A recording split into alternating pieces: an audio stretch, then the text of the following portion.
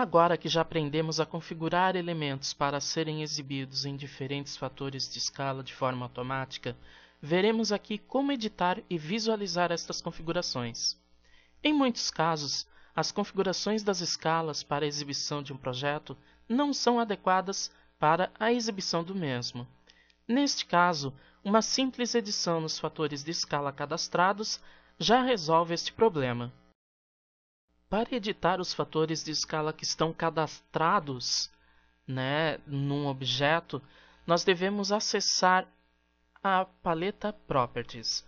Para isso, então, eu vou em View, ativo a paleta Properties, veja que aqui ela já está exibida, e agora eu vou editar os fatores de escala cadastrados nos objetos. Vamos supor que esse fator de escala aqui, que está somente de ampliação para esse elemento. Vou selecionar ele aqui e eu posso verificar que no campo Annotative Scale está realmente 1:2. Eu quero agora colocar um fator de redução para esse mesmo elemento. Para isso eu clico, seleciono esse campo Annotative Scale e clico nesse botão com as reticências. Uma janela será aberta, eu clico então em Add e vou selecionar um fator de redução. No caso aqui eu vou selecionar 4:1. Confirmo aqui com OK e novamente confirmo a janela. Agora esse mesmo elemento possui dois fatores de escalas cadastrados. A mesma coisa eu posso fazer para excluir um fator de escala. Vou selecionar esse elemento aqui que possui 3 fatores de escala cadastrados e vou excluir um deles. Com o objeto selecionado, vou novamente no botão no campo Annotative Scale da paleta Properties, clico nas reticências. Aqui eu já tenho todos os fatores de escala sendo exibidos. Eu vou excluir o fator de redução. Para isso, então, eu seleciono ele nessa lista e clico em Delete. Pronto, eu já tenho o fator de escala que eu não queria mais excluído. Confirmo então a seleção, ou melhor, a alteração, e pronto. Agora esse elemento possui somente o fator de escala original, 1:1, e um fator de escala de ampliação. Para confirmar essas edições e verificar como é que ficará o tamanho desses elementos que possuem fatores de escalas diferentes, basta selecionar ele. No caso desse texto, eu posso visualizar aqui o fator de escala original e o de ampliação. E já neste outro texto aqui, eu posso visualizar o fator de escala de ampliação e o fator de escala de redução.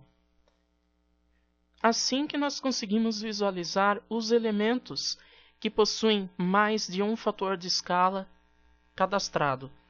Para os elementos que possuem somente um fator de escala, ele já é exibido automaticamente no tamanho, que será exibido no fator de escala. No caso aqui, num fator de escala de ampliação, 1:2, e aqui num fator de escala de redução, de 2:1. Até agora, vimos como modificar todos esses elementos e como visualizá-los no ambiente Model. Vamos então agora ajustar o ambiente Layout para essa visualização. Para isso, então, eu vou selecionar aqui a aba Layout 2.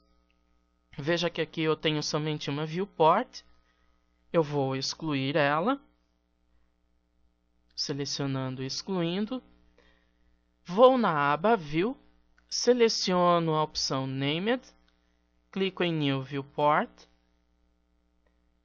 seleciono essa opção aqui, 3 viewports na vertical, confirmo com OK, e agora eu vou traçar a viewport no ambiente Layout. Veja que agora aqui eu tenho 3 viewports, vou ajustar a visualização agora aqui de forma livre em cada uma das viewports, porque logo em seguida eu vou definir os fatores e escalas para cada uma dessas viewports. Então agora Nessa viewport eu vou usar um fator de escala de redução. Para isso, eu seleciono a opção 2:1. Nesse aqui, eu vou usar um fator de escala de ampliação, portanto, eu vou selecionar 1:2. E por fim, nesse aqui, um fator de escala normal, que é 1:1. Todos os elementos aqui ficaram um pouco grandes, né, devido às dimensões do desenho que eu criei.